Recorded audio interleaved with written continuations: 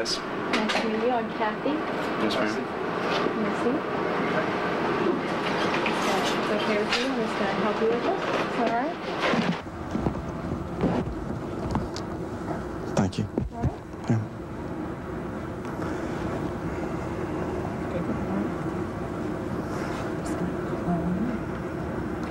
So these guys have all told me they promised that they won't tell anyone. They're just going to ask you how the food is here. Well, Complain about it. They said they promised they won't. it ain't so bad. No? Not really, no. It's prison food, though, you know. There's a big difference between that and McDonald's. And the Cajun food? You don't get Cajun here? No, you don't get any Cajun here. Okay. Miss Bellick, my lawyers advised me not to make any, you know, answer any questions, but I have about a 3-minute statement prepared. Would you like to listen to that? Sure, sure.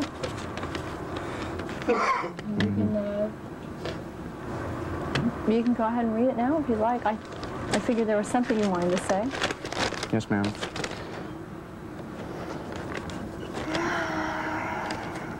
At this time, I feel it necessary to comment on the blatant statements Mr. James H. Williams has made concerning Sondra London, Bobby Lewis, prison authorities, and myself.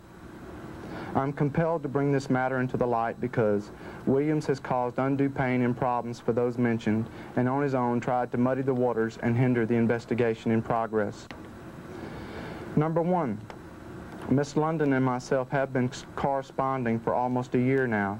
Regardless of what Williams has said, Miss London is of the highest caliber, sincere and honest, a woman of extraordinary talents. If I were her, I would sue Williams for slander and defamation of character. She did not deserve the things he said or what the Gainesville Sun printed about her. It's just not so. I do not know Williams' reason to do such a vicious thing. It was totally unmerited or called for.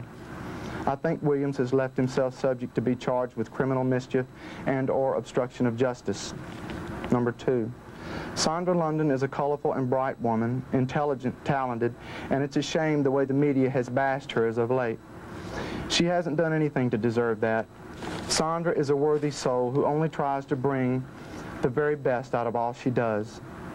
Number three, Sondra London did not seek me out. I inquired her services because I had seen some of her work, namely a screenplay under the title of Redbone about the dramatic story of Bobby Lewis's escape from death row, which would impress anyone. And so I wanted her to do my story. Sondra London is not, I repeat, not using me, period. No one is using me. I don't care what her previous lawyer, Chet Dillinger, said about her. Can you imagine that? Her own lawyer sold her up the river. If I was a client of his, I think I'd find somebody else to represent me for fear that one day Chet Dillinger would have something publicly to say about me. Over the past 180 days, Sondra and myself have tried by protocol and through proper channels to get her approved to visit me. And she was allowed to visit me behind the glass once. Number five, any and all parties involved in the investigation underway concerning the Gainesville murders have been and will be dealt with in an honorable fashion. The wheels of justice may turn slow, but they do turn. You don't ask of justice, it asks of you. Number six, the prison officials here at FSP have not made any deals with me, period. Nor have they made any promises to Bobby Lewis or myself, period. I have not been coerced into making any statements, period. Number seven, Miss London represents me as editor, agent, and media go-between. From this point on, I shall make no further statements to the press unless Sondra London arranges it. If you wish to speak to me, speak to Miss London. Number eight, any further statements you wish at this time, please consult my lawyers, Mr. Richard Parker or Johnny Kearns, who are excellent lawyers for the defense and very capable of answering any other questions. I have nothing further to say.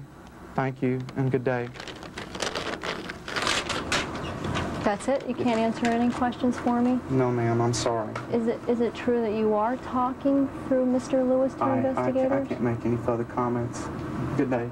Is it true that you had anything to do with the murders at all? Oh, I still got this on, don't I?